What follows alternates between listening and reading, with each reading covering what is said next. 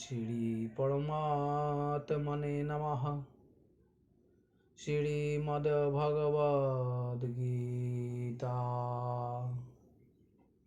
অথ পঞ্চম অধ্যায় কর্মসন্ন্যাস যোগ। শ্লোক নম্বর 13। সর্বকর্মাণি মনসা সন্ন্যাসায়াস্তে সুখম বশী নবদ্বারে পুরে দেহি নৈব কুর্বন্ন কারয়ন। অর্থ: জিতেন্দ্রীয় ব্যক্তি বিবেকযুক্ত হয়ে মন দ্বারা সকল কর্ম ত্যাগপূর্বক নবদ্বার বিশিষ্ট দেহে পরম সুখে বাস করেন। তিনি আপাত দৃষ্টিতে স্বয়ং কোনো কর্ম করেন না এবং করান না। গুণাভাবাত্ম গুণাদি সংযোগে জীব পরাধীন হন এবং জ্ঞানের সাহায্যে স্বাধীন ও নিরপেক্ষ হয়ে থাকেন। শরীরে অবস্থিত থেকে অবিনাশী জীবাত্মা কিছুই করেন না। তিনি স্বয়ং কিছু করেন না এবং কাউকে দিয়ে কিছু করানো না। আত্মা অকর্তা। কর্ম হলো দেহের ধর্ম, আত্মার নয়। সাংখ্যযোগী দেহ ও আত্মার পৃথকত্ব জানেন। তিনি সংযতেন্দ্রিয় হওয়ার শরীর ইন্দ্রিয়াদি তার বশে থাকে।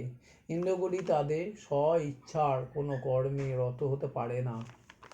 জ্ঞানযোগী আত্মা ও দেহের ভেদজ্ঞান থাকায় দেহের জন্য তার অহংকার এবং মমতা থাকে না। তিনি আমি আমার এই অভিমান পরিত্যাগ করে থাকেন। তিনি নিরপেক্ষ হয়ে আনন্দে নবদ্বারযুক্ত পুরে বা দেহে অবস্থান করেন। আত্মার অকর্তৃত্ব দর্শনই প্রকৃত কর্মসন্ন্যাস।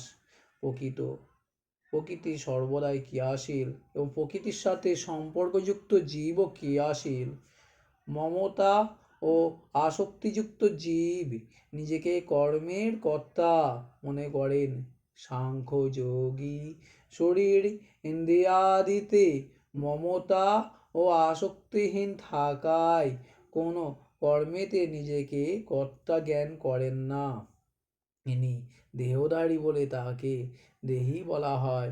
দুটি কান, দুটি চোখ, দুটি নাসাছিদ্র, একটি মুখ, উপস্থ এবং পায়ু, এই 9টি দ্বার বিশিষ্ট শরীরকে পুর বলে।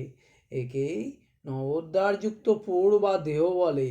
পৌরবাসী বা নগরবাসীগণ যেমন নগরে কর্মগুলিকে নিজের কর্ম বলে গণ্য করেন না, তেমনি নবদ্বারযুক্ত পুরবাসী বা সাংখ্যযোগীও ওই পুরের অর্থাৎ তার শরীরে কর্মগুলিকে নিজের কর্ম বলে মনে করেন না।